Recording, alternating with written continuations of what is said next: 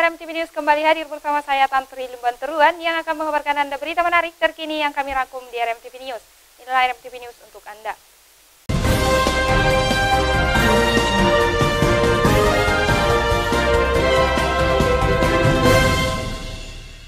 Satu orang warga desa Aekna Tolujaya, Kecamatan Lumban Julu, Kabupaten Toba, positif rapid test COVID-19.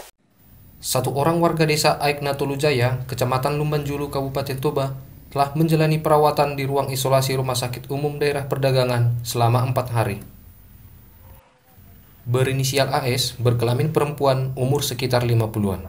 Kamis 2 April 2020, tepatnya malam hari, dinyatakan positif rapid test menurut keterangan Dr. Bob Sidabuke, selaku Kepala Puskesmas Desa Aekna Tolu, Kecamatan Lumban Julu, Sabtu 4 April 2020. Berdasarkan keterangan Kepala Desa Aekna Tolujaya, Samsul B. Sitorus, berita yang beredar di RSUD Perdagangan bahwa benar salah satu pasien dari 3 orang yang menjalani perawatan isolasi adalah benar warga desa Aekna Tolujaya, Kecamatan Lumban Julu, Kabupaten Toba. Betul, Ibu Asim Masyadari memang betul penduduk desa Aekna Tolujaya. Jam 10 periksa di Puskesmas Aekna Tolu. Setahu kita dari pemerintah desa Aekna Tolujaya bukan nggak diterima.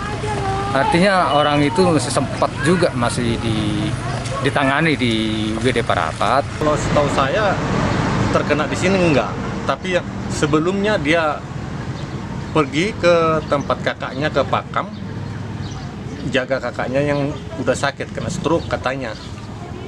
Tapi kenanya di mana nggak tahu, apa di tempat kakaknya, apa di mobil nggak tahu. Pantauan tim RMTV, Dr. Pontas Batubara bersama tim gugus penanganan COVID-19 Kabupaten Toba melakukan penyemprotan massal di rumah pasien dan seluruh rumah di sekitaran. Setahu saya, dia di hari keempat sekarang belum ada melakukan analisa swab, yaitu usap tenggorokan yang akan dikirimkan ke laboratorium Kementerian Kesehatan di Jakarta. Prosesnya itu akan memakan waktu 3-5 hari mulai dari pengiriman sampai kembali. Rapid test coronavirus bisa positif untuk demam berdarah dengue. Kalau yang untuk korban ini sendiri Pak, kan kabarnya untuk menjenguk kakak yang sakit Pak, apakah benar Pak? Salah, bukan dia yang menjenguk itu, bukan dia, yang lain, ya, Pak, ya. Warga yang lain, warga Simalungun itulah yang itu.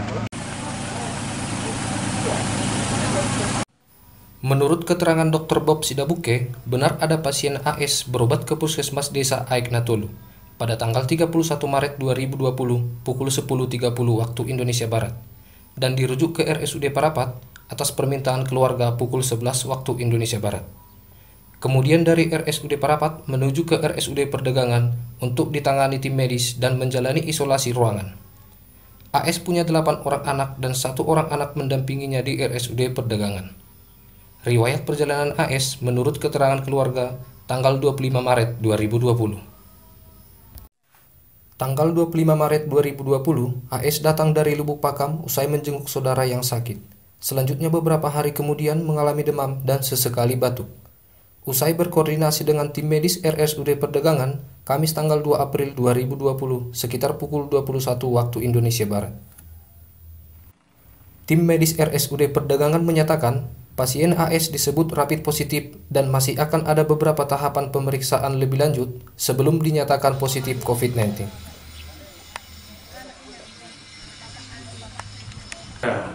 Jadi terima kasih, memang benar pasien tersebut berobat ke Puskesmas Aekna Tolu 31 Maret 2020 sekitar pukul 10 pagi.